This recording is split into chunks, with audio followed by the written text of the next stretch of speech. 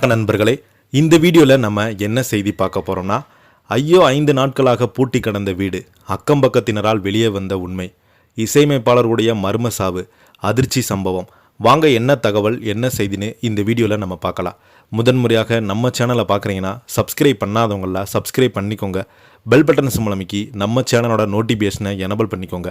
நாங்கள் போடுற வீடியோ எல்லாமே உங்களுக்கு உடனுக்குடனே வந்து சேரும். வாங்க என்ன தகவல்னு பார்க்கலாம். இசையமைப்பாளருடைய மர்மமான மரணம் அதிர்ச்சியை கிளப்பியுள்ளது இசைத்துறைகள் மத்தியில். இசையுலகின் தனக்கென தனி முத்திரை பதித்த பிரபல இசையமைப்பாளர் ஒருவர் தனது வீட்டில் யாரும் இல்லாத நிலையில் சடலமாக மீட்கப்பட்டிருக்கிறாரு.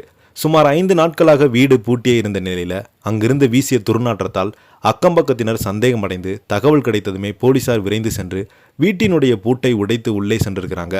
வீட்டுக்குள் சென்ற போலீசாருக்கு அதிர்ச்சி காத்திருந்திருக்கிறது. அங்கு உடல் அழுகிய நிலையில் கிடந்தது தெரிய வந்திருக்கிறது. இதையடுத்து சடலத்தை கைப்பற்றிய போலீசார் பிரேத பரிசோதனைக்காக அரசு மருத்துவமனைக்கு அனுப்பி வைத்திருக்கிறாங்க. அக்கம்பக்கத்தினர் அளித்த தகவலின் அடிப்படையிலேயே இசையமைப்பாளருடைய மரணம் வெளி உலகத்துக்கு தெரிய வந்துள்ளது.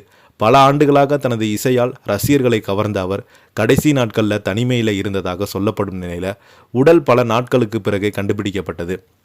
அவர் எப்போது உயிரிழந்தார், உடல்நலக் குறைவின் காரணமாக அல்லது என்பது குறித்து போலீசார் விசாரணை நடத்தி வருகிறாங்க. பிரேத பரிசோதனை அறிக்கை கிடைத்த பிறகு மரணத்திற்கு உண்மையான காரணம் என்ன என தெளிவாக தகவல் கிடைக்கும் என எதிர்பார்க்கப்படுகிறது. இதற்கிடையே ரசிகர்கள் மற்றும் திரையுலக மத்தியில் இசையமைப்பாளருடைய மரணம் பெரும் சோகத்தையும் ஏற்படுத்தியுள்ளது. காவல்துறையினர் தீவிர விசாரணையில் ஈடுபட்டு வருகிறாங்க. இவங்களுக்கு ஏதேனும் மன அழுத்தத்தின் காரணமாக தவறான தற்கொலை செய்து கொண்டாங்களா, இல்லை இவரை யாராவது கொலை செய்யப்பட்டாங்களா, உடல்நலக் குறைவின் காரணமாக வீட்டிலேயே இறந்து போயிட்டதா என்ற காவல்துறையினர் பார்த்தீங்கன்னா முதற்கட்ட விசாரணையில் வெளியிட்டிருக்கிறாங்க. இந்த செய்தியை பற்றி நீங்கள் என்ன நினைக்கிறீங்கன்னு கீழே உள்ள கமெண்ட் பாக்ஸில் மறக்காமல் பதிவிடுங்க. இந்த வீடியோ உங்களுக்கு பிடிச்சிருந்தா லைக் பண்ணுங்கள், ஷேர் பண்ணுங்கள். நன்றி, வணக்கம்.